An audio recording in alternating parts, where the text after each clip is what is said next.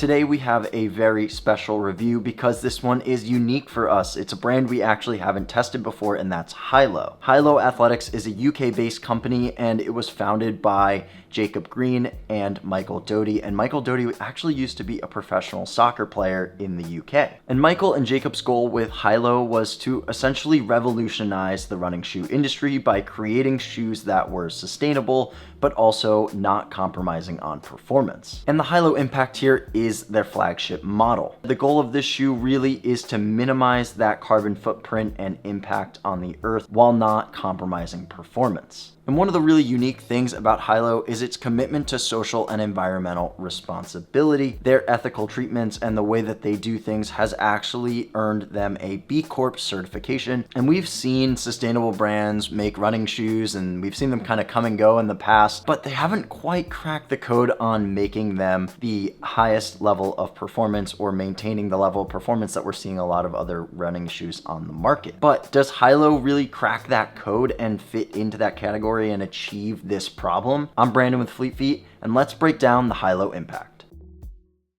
But before we can go any further, if you're someone who appreciates sustainable, eco-friendly products and in-depth reviews on them, you can give this video a like and subscribe to our channel and keep up to date when all new videos come out. Now, let's break it down like we typically do and start with the upper. And Hylo's upper is basically just a knit upper, and it's 100% bio-based nylon, which is made from castor beans. And I gotta say, this shoe definitely has that emphasis on comfort and breathability. The upper also has a DWR coating on it, which basically just stands for durable water repellent, which is just a nice coating of water resistance. So when you're running in this shoe or it rains a little bit, that DWR should help with just a little bit more water resistance. The tongue is gusseted and the heel collar is thin. I really had no issues with fit, and I found that this one really locked in nicely for me. It also has a pretty standard lacing system. It has minimal overlays, so it's not a very heavy shoe either. And I actually found that while this is a great running shoe and it looks really clean, this would actually be a really nice option if you're just trying to use this as a lifestyle shoe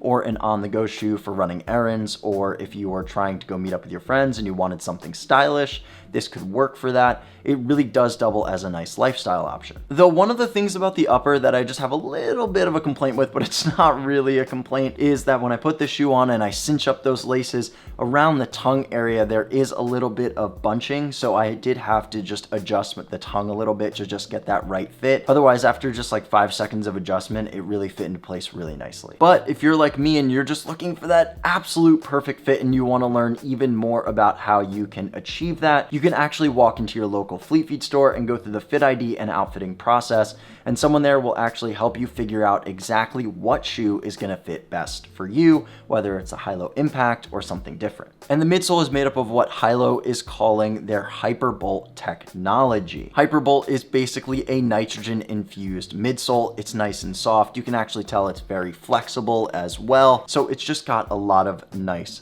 properties about it. Though I will say this definitely has a very responsive but also cushion ride to it too. Even though it is a little bit on the softer side, it definitely has a very responsive and bouncy ride. Really, one of the best things about this shoe is that balance. Really just being able to have something that's soft but responsive and fast really just makes this a very variable shoe. And one other thing that's really important to note is the pure glide geometry that's running through this shoe, which just creates a little bit more of a smoother ride on foot. So when you are taking off and you're landing, whether it's in the midfoot or in the middle of the shoe, it just really has that really nice rocker sensation to it and that geometry that's going to roll you forward. And I would say the drop and stack of the shoe is pretty standard. The drop of the shoe comes in at 8 millimeters with 33 in the heel and 25 in the forefoot. Now let's move on to the outsole, and I think things get really interesting here. The outsole is designed for road running, but it actually offers a pretty adequate traction for both pavement and urban environments. This is a shoe that I wouldn't recommend taking out on trails. I would strictly keep this to the roads and pavement. And something that I've never actually seen before that I thought was really interesting was the design and makeup of the outsole here, which was inspired off of Formula One tires. And if anyone knows a thing or two about Formula One, the tire traction and the way that it hits the pavement is incredibly important and some of the best